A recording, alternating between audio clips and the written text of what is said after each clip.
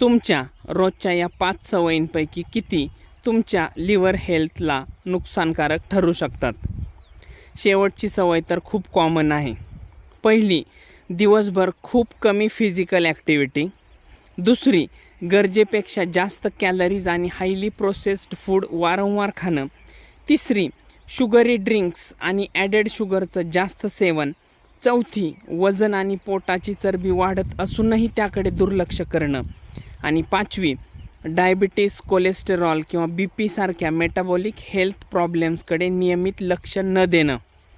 यापैकी एखादी सवय आहे म्हणजे तुम्हाला लिव्हर डिसीज आहे असं नाही, पण लाईफस्टाईल सुधारण्यासाठी हा एक चांगला रिमाइंडर नक्की आहे.